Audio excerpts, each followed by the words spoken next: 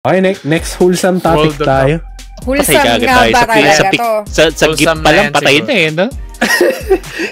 May dilemma nga ako. Ano kaya gigip ko? Yung Gundam? Anong mas importante? Anong mas importante? Anong pinapriority dito? I realized na mas malaki impact nito. So, siya yung nilagay ko sa gift, basically. Malaki clickbait. Talaga impact. Tawag dyan, clickbait. Yes, clickbait. And para mas inspired yung mga nanonood, basically. So, pang-bait talaga, pang-bait. Yeah. Last February, kinonfirm na yung live-action film adaptation ng Gundam na nasaan daw siya, na production na siya. Yung movie will be co-developed by Legendary and Bandai Namco Filmworks. Excited ba kayo? Yes. Good. I'm actually... May confirmed na anong series ang i-adapt nila? Anong era? Walang nabanggit, walang kung ano ba siya, Universal Timeline or yung Double O Timeline, Wing Timeline, wala pang nababanggit. Pero matagal lang wini-wish ng mga tao to na magkaroon ng Gundam na live action eh. Last natin nakita nung Ready Player One. Oo, yun yung closest sa Ready Player One. O kaya Pacific Rim. Oo, yun din. Yeah, kaya nga ang hit nung Pacific Rim. Yung una. Oo. Yung Pacific Rim. Yung pangalawa, one again. Yeah.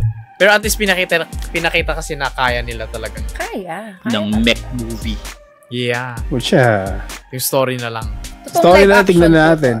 Oh yes, live action film adaptation siya. Yeah? And then, mukhang Western production company yung titira. Yeah, medyo may hope ako kahit paano. Yeah. Legendary ba Pacific Rim? Oh, Legendary. Oo yata. Hindi ko sure. That's good. Kung sila yun. So, sanay na sila sa mga malalaking robots, no? Kaya-kaya na nilang gumawa ng mga yan. According sa article ng Variety, may sinasabi sila dito. Si Sydney Sweeney daw is in final talks to star on the Gundam movie. Kilala niyo naman kung sino si Sydney Sweeney. Hindi. Euphoria, Voyeur, ano pa ba? White Lotus, ano pa bang mga movies niya? Ako lang ata yung nakadikilala. Sa Voyeur na movie, maganda yung ano niya doon. Sa Madam Web, nandun din siya. Hindi ko pinanood si Madam Web. Oh my God, Madam Web. Hindi ko pinanood yun. Hindi ko ano yun eh. Sa Euphoria siya talaga sumikat eh. Para sa sumikat doon. Can you describe, define? No comments. My views does not. Disclaimer ulit. Disclaimer. Alam niyo na. Wag na nating palakihin. Malaki na eh. Alam niyo na yung ano. Wow.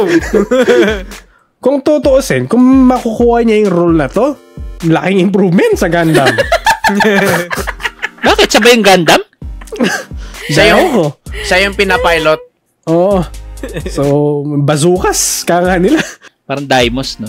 Oo. Excited ba kayo na magiging part siya? Fan favorite si Sydney Sweeney. Gundam is a fan favorite. Combine them together and we have... It's a fan favorite. Yeah. Fan favorite. Anong plot? Anong plot ang pinag-uusapan natin? Malaki dapat yung plot, di ba? Malaki dapat yung plot pag ganyan. Universal Timeline, I don't care. Kano nung iba nila. Parang... Paano pag Gundam build? What? Gundam build? Sino siya yung ate ni Gagawa sila ng Gundam movie. Siya yung referee pagka naglalaban ng mga bata. Kakatapos lang nung series. Sydney Sweeney tapos pambata. Gundam. Yun, and that's all our topics for this podcast. So, kung meron po kayong topic suggestion, feel free to leave comments or mag-message po kayo sa amin. And shoutout po sa mga sumusunod. Shoutout sa ating mga bagong followers, si Avian X, si Sabo Kanimo, si yung unknown user, yung nag-raid sa amin last time, si Webrun. And then, bagong subscriber, si DM Emperor. Salamat din sa mga chatters natin. Si Antagonize X, si Avian, si Jop is here. Nandito siya kanina. Si Agile 1220, nandito rin. That will make na lagi nanonood ng mga yan, shout out din kay Vinster Ken, kay Nier. Nandito nga pala si Nier kanina. And then sa mga nawawala, kay Tokay, kay Kuma, kay sino yun? Yung nagbigay ng burger. Yun, shoutout sa inyo. Magparamdam kayo, guys. Paramdam. Galaw-galaw. Masan si Job. So, if you'd like to support... So, if you'd like to support us, you can follow, like, comment, subscribe, ayun. Depending sa anong platforms nyo po kami makikita, which is, sabi ko pa ba isa-isa, guys? So, Facebook, wag na, okay. So, yun, check nyo po yung mga social media namin. Of course, check our YouTube channel and our Spotify.